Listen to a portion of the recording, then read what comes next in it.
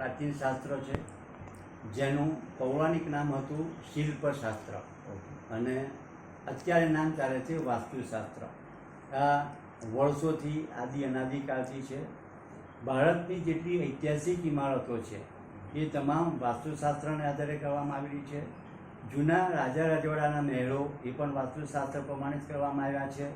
અને વાસ્તુશાસ્ત્રના નીતિ નિયમો અનુસાર જો માણસ પોતાનું નિવાસસ્થાન બનાવે છે તો નિવાસસ્થાનની અંદર સુખી સંપન્ન બની શકે છે.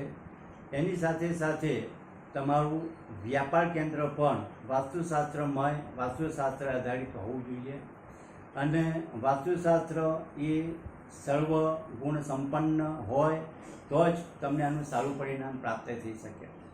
આ મેં જે જ્યોતિષની ઓફિસ બનાવેલી છે જેમાં કુલ 27 નક્ષત્રને આધારે અત્યારે જે જ્યોતિષની ઓફિસ છે એ 9 ફૂટ હાઇટ છે, 9 ફૂટ સીલિંગ છે અને સેન્ટરમાં 9 ફૂટ નીચે એક ખાડો કરી અને 9 ગ્રહોના યંત્ર, 9 ગ્રહોના નંગો, સપ્ત ધાતુ આ બધી જ વસ્તુ નીચે 9 ફૂટ નીચે દાટેલી છે.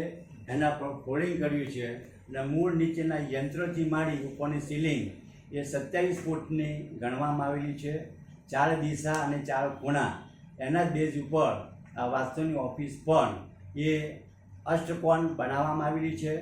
અષ્ટકોણ ઓફિસની અંદર પૂર્વ દિશાના સીધા વેવ્સ એ ડાયરેક્ટ પશ્ચિમ દિશાની અંદર રાખેલા પ્રોજેક્ટર ઉપર પ્રાપ્ત થાય કે સન રેઝ પણ પ્રોજેક્ટરને પ્રાપ્ત થાય એટલા માટે પ્રોજેક્ટર પશ્ચિમ દિશામાં રાખવામાં આવ્યું છે. અને જ્યોતિષનું જે કંઈ કન્સલ્ટિંગ કરવામાં આવે છે એ પ્રોજેક્ટરના માધ્યમથી કરવામાં આવે છે કે જેથી એક પ્રકારની પારદર્શકતા બની રહે અને જે તે વ્યક્તિને જન્માક્ષરની સાથે સાથે પ્રોપર ચાર્ટ સાથે પણ સમજાવી શકાય કે કઈ વસ્તુ કેવી રીતે ફળીભૂત બને છે અને એના માટેનું શું છે એ પણ કહી શકાય. એની સાથે સાથે જ્યોતિષની જોડે જે ગ્રહો જોડાયેલા છે અને જે રાશિઓ જોડાયેલી છે એની અંદર જે પાછળ જે રાશિ ચક્ર છે કે કઈ રાશિનો સ્વામી કોણ છે, કે સૂર્ય સિંહનો સ્વામી છે, ચંદ્ર કર્કનો સ્વામી છે, આ 2 રાશિના માલિક બુધ છે, આ મંગળ છે, આ ગુરુ છે, આ શુક્ર છે અને શનિ છે. એટલે આ જે રાશિનો ગ્રહ જે છે એનું પણ અમે જે તે આવનાર યજમાનોને સારી રીતે વિશ્લેષણ કરી શકીએ એટલા માટે અમે આ બધું ચાર્ટ મેં રાખ્યું છે. એનું મુખ્ય કારણ એટલું જ છે કે હું સંસ્કૃત પાઠશાળામાં પ્રધાનાચાર્ય હતો એટલે જે આદત પડી ગઈ છે એટલે એ જ વસ્તુ સ્થિતિ આજે અમે યજમાનોને પણ એ પદ્ધતિસર સમજાવીએ છીએ. મહારાજ, એક સામાન્ય માણસને વાસ્તુનું જ્ઞાન સપોઝ ના હોય તો અત્યારે તો ભૂમિગત મકાનો ઓછા થઈ ગયા છે અને ફ્લેટમાં જતા રહ્યા છે. તો એ ફ્લેટમાં એને વાસ્તુ કરવું હોય તો એ શું બેઝિક વાસ્તુ કરવું જોઈએ? સામાન્ય સંજોગોમાં ફ્લેટમાં બેઝિક વાસ્તુ ગ્રાઉન્ડ ફ્લોર ઉપરથી જ થાય, પરંતુ અત્યારના સમય સંજોગોમાં જોઈએ છીએ તો કોઈ પણ પ્રકારના ફ્લેટની અંદર ભોંયતળિયાની માલિકી એટલે કે જમીનની માલિકી યજમાનની નથી હોતી, ધાબાની માલિકી નથી હોતી. જૂના જમાનામાં સ્વર્ગથી પાતાળ સુધીનું જે કહેવાતું હતું હવે તો ફક્ત 10 ફૂટની હાઇટનું જ એ મકાનની માલિકી કહેવામાં આવે છે. એટલે 10 ફૂટની હાઇટમાં એનું જે કંઈ મકાન છે એ જ મકાન એનું પોતાનું સંપૂર્ણ બ્રહ્માંડ છે અને એમાં જ એનું જીવન છે એવું સમજીને જો વાસ્તુશાસ્ત્રનું એ જ્ઞાન આને આપવામાં આવે તો એ જગ્યાએ રહેનાર વ્યક્તિ સુખી બની શકે. તો ફ્લેટમાં શું વાસ્તુ કરવું જોઈએ અને કયા પ્રકારનું હોવું જોઈએ એક સામાન્ય માણસ માટે? એમાં નિયમ પ્રમાણે જોવા માટે જઈએ છીએ તો ઉત્તર, દક્ષિણ, પૂર્વ, પશ્ચિમ 4 દિશાઓ છે. સૌથી મહત્ત્વની છે પૂર્વ અને પશ્ચિમ. કારણ કે સૂર્ય પોઝિટિવ એનર્જીવાળો ગ્રહ છે અને સૂર્યના ઉગતા કિરણો જો મકાનની અંદર પ્રવેશ કરતા હોય તો એ મકાન પોઝિટિવ એનર્જીવાળું બને છે અને એટલે જ પૂર્વ પશ્ચિમ અથવા પશ્ચિમ પૂર્વને તેનું પ્રાધાન્ય આપવામાં આવે છે. ત્યાર પછી શાંતિની ભૂમિ, યોગની ભૂમિ, ધર્મની ભૂમિ અને લક્ષ્મીની ભૂમિ એ ઉત્તર દિશા ગણવામાં આવે છે. અને એટલા જ માટે જો ઉત્તરાભિમુખ મકાન હોય તો ઉત્તરાભિમુખ મકાનમાં રહેનાર વ્યક્તિ એ પોતે સુખી સંપન્ન ધનધાન્યથી ભરપૂર બની શકે છે. પરંતુ દક્ષિણ દિશા અશુભ માનવામાં આવે છે કલકારી મીને દિશિચોત્તરસ્યામ સૂત્ર અનુસાર જોઈએ તો જોવા માટે જે વૃષે છે કન્યા મકરે છે યામ્ય, વૃષભ કન્યા અને મકર રાશિની વ્યક્તિ મકાન માલિક હોય અને દક્ષિણ દિશામાં પ્રવેશ આવતો હોય તેને કોઈ દુઃખ થતું નથી, એ વ્યક્તિ સુખી થઈ શકે છે.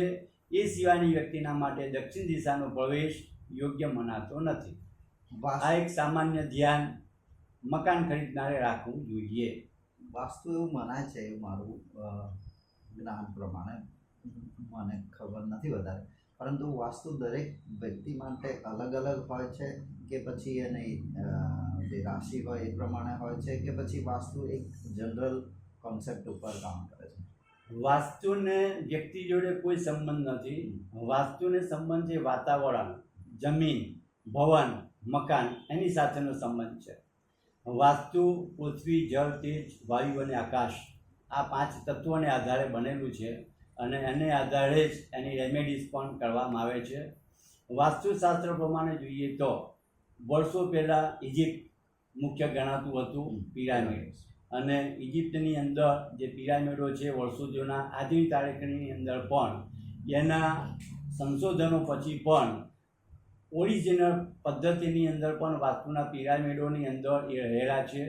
અને અમે આજથી લગભગ 8 વર્ષ પહેલાં 100 વાસ્તુશાસ્ત્રીઓને લઈને ઇન્ટરનેશનલ એસ્ટ્રો ફાઉન્ડેશન દ્વારા ઇજિપ્તની મુલાકાત કરી હતી અને ત્યાં ડૉક્ટર ધારાબેન ભટ્ટના દ્વારા વાસ્તુનો વર્કશોપ રાખ્યો હતો અને ત્યાં અમે વર્લ્ડ રેકોર્ડ પણ કરેલો છે અને ત્યાં 100 વાસ્તુશાસ્ત્રીઓને વર્લ્ડ રેકોર્ડના પાર્ટિસિપેટના સર્ટિફિકેટ એ પણ વાસ્તુશાસ્ત્રી તરીકે અમે ઇસ્યુ કરેલા છે. સામાન્ય રીતે વાસ્તુશાસ્ત્રની દ્રષ્ટિએ કઈ પ્રકારનું મકાન ના લેવું જોઈએ કોઈ પણ વ્યક્તિએ, અને એમાં શું જેનાથી એ માણસ બધી રીતે એ ઘરમાં દુઃખી થતો હોય? સામાન્ય જોવા માટે જઈએ તો ચતુષ્કોણ એટલે કે જે મકાનના 4 ખૂણા પડતા હોય એ મકાન વાસ્તુશાસ્ત્રની દૃષ્ટિએ અતિ ઉત્તમ ગણવામાં આવે છે. પરંતુ પંચકોણ, ષટકોણ, સપ્તકોણ આ જો આવતા હોય તેમાં ક્યાંક ને ક્યાંક સમસ્યાઓ ઊભી થતી હોય છે. ષટકોણમાં ક્યાંક સમસ્યા ઓછી હોય છે, પણ પંચકોણ અને સપ્તકોણ જેટલા ખૂણા કપાતા હોય એની અંદર ક્યાંક ને ક્યાંક સમસ્યાઓ જરૂર આવે છે. કયો ખૂણો કપાય છે એ પ્રમાણે એની સમસ્યા ઊભી થતી હોય અને એના માટે એની જે તે રેમેડીઝ કરવાથી એ સમસ્યાનું નિવારણ કરી શકાય છે. એના માટે જે તે સ્થળ ઉપર જે તે યોગ્ય વાસ્તુશાસ્ત્રીને વિઝિટ કરાવી અને એના માર્ગદર્શનને આધારે આગળ વિચારવું જોઈએ.